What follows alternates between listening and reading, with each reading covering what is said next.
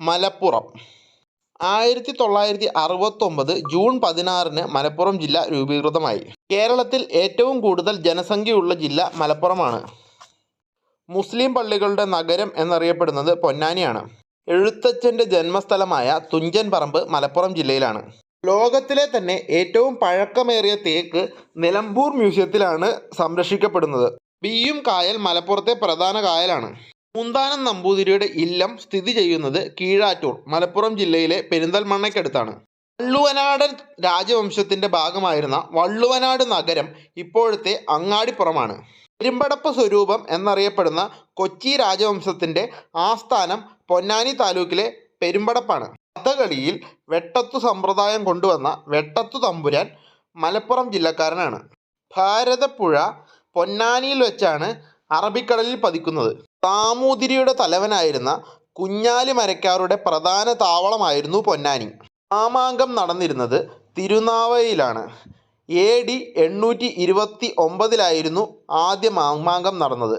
1755 ഭാരതപ്പുഴയുടെ തീരത്താണ് മാമാങ്കം നടന്നത്. ലോകത്തിലെ തന്നെ ആദ്യ തേക്കും തോട്ടം മലപ്പുറത്താണ്. മാപ്പിളലഹള എന്നറിയപ്പെടുന്ന മലബാർ കലാപം 1921 1921 നവംബർ 10 തടവുകാരെ കൊണ്ട് തിരൂരിൽ നിന്ന് കോയമ്പത്തൂരിലേക്ക് പോയ റെയിൽവേ വാഗണിൽ പകുതിയോളം പേർ ശ്വാസം മുട്ടി മരിച്ചു. വാഗൺ ട്രാജഡി ദുരന്തത്തിൻ്റെ സ്മാരകം തിരൂരിൽ സ്ഥിതി ചെയ്യുന്നു. റെയിൽവേ വാഗണിൻ്റെ ആകൃതിയിലാണ് ഇത് നിർമ്മിക്കപ്പെട്ടിട്ടുള്ളത്. 1921 മലബാർ സ്പെഷ്യൽ പോലീസ് സ്ഥാപിതമായി. ആസ്ഥാനം മലപ്പുറം. പോലീസ് മേധാവിയായ റിച്ചാർഡ് ഹിച്ചികോക്ക് ആണ് സ്ഥാപകൻ. കാടാമ്പുഴ ഭഗവതി ക്ഷേത്രം മലപ്പുറത്താണ്. എല്ലാ വർഷവും ഡിസംബർ 31 തുഞ്ചൻ ദിനം ആചരിക്കുന്നു. കോട്ടക്കൽ ആര്യവൈദ്യശാല മലപ്പുറത്താണ്. 1907 PS വാര്യരാണ് ആര്യവൈദ്യശാല പ്രവർത്തനം ആരംഭിച്ചത്. സർക്കാർ ഉടമസ്ഥതയിലുള്ള മാനസിക ആരോഗ്യ കേന്ദ്രം കോട്ടക്കലാണ്. കോട്ടക്കലിൽ തന്നെ ആയുർവേദ മെഡിക്കൽ കോളേജ് സ്ഥിതി ചെയ്യുന്നു. മാപ്പിളപ്പാട്ടുകളുടെ കർത്താവായ മൊയ്തീൻകുട്ടി വൈദ്യരുടെ സ്മാരകം കൊണ്ടോട്ടിയിലാണ്. മേൽപ്പട്ടൂർ R നാരായണ ഭട്ടതിരിപ്പാട് ജനിച്ച ചന്ദനക്കാവ് പൊന്നാനിക്കടുത്താണ്. കേരളത്തിലെ ആദ്യ റെയിൽവേ ലൈൻ തിരൂർ ബേപ്പൂർ പാത മലപ്പുറം ജില്ലയിലാണ്. ഇന്ത്യയിലെ ആദ്യ കമ്പ്യൂട്ടർ സാക്ഷരതാ പഞ്ചായത്തായ ചമ്രവട്ടം മലപ്പുറത്താണ്. ആദ്യത്തെ ബയോസോഴ്സ് നേച്ചർ പാർക്ക് സ്ഥിതി ചെയ്യുന്നത് നിലമ്പൂരാണ്. കോഴിക്കോട് വിമാനത്താവളം സ്ഥിതി ചെയ്യുന്ന കരിപ്പൂർ മലപ്പുറത്താണ്. കാലിക്കറ്റ് യൂണിവേഴ്സിറ്റിയുടെ ആസ്ഥാനം തോണിപ്പാലം മലപ്പുറം ജില്ലയിലാണ്.